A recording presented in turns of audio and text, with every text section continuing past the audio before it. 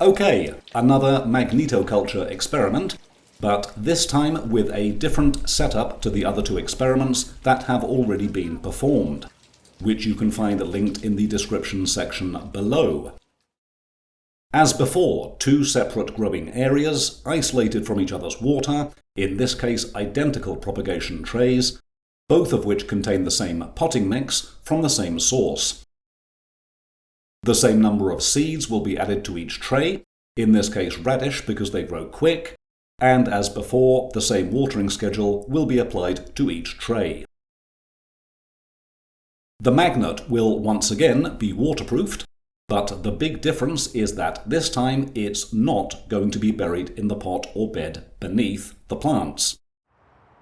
This time two identical watering cans will be used, and the magnet will be placed inside one of them for the duration of the experiment. The water from this watering can will only be used on one of the propagation trays. So a fairly simple setup: magnetized water on one tray, non-magnetized water on the other.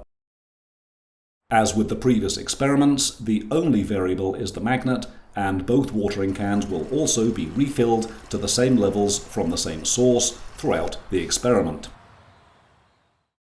Now, let's see what actually happened.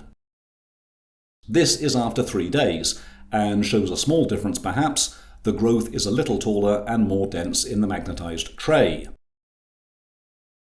This is after 8 days, and again the growth is taller in the magnetized tray. As you can see, more of the stems have started to lean over. This is after 13 days. Again, the same thing, slightly taller stems in the magnetized tray. This is after 16 days, slightly denser growth and some bigger leaves in the magnetized tray.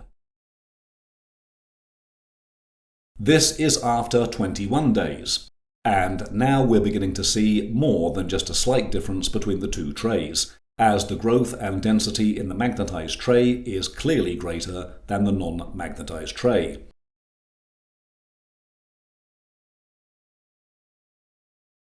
This is after 29 days. Bigger leaves, and there seem to be more of them in the magnetized tray.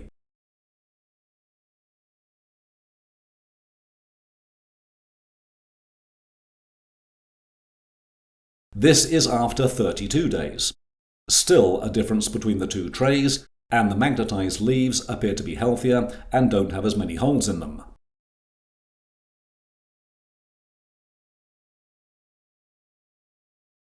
This is after 35 days, and getting towards the end of the experiment, and the same thing as before.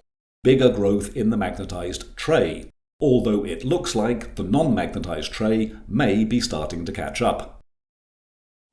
So even though the experimental setup was changed, and this time the magnet was nowhere near the plants, the results look very much like the first two experiments.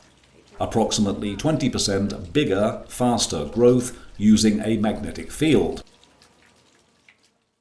This directly supports the theory suggested in the first magnetoculture video. It's about magnetizing the water, not magnetizing the plants. And this raises a few questions. Does the calcium carbonate content of the water affect the results? All three of these magnetoculture experiments were performed in the same geographical area, using the same mains water supply, which in my case has a high calcium carbonate content, and is known as a hard water area. It may be worth repeating this experiment in a soft water area and comparing the results. Which leads on to the second question. What would happen if you used distilled water? This could also be interesting because if the same beneficial effects are seen, it would rule out calcium carbonate as a potential mechanism. Does this work with any type of plants? Now, this last question is important because although the radish experiment did provide proof of concept for this new experimental setup, it didn't produce a harvest in either tray, most likely because they weren't transplanted to bigger pots or beds. So another experiment, with exactly the same setup as the radishes, was performed using fenugreek. And the results were a bit disappointing. The difference in growth between the two trays was slower and less obvious, and after 21 days, as you can see, there is a small difference, but not much. Generously, I'd say only 5 to 10% bigger growth in the magnetized tray.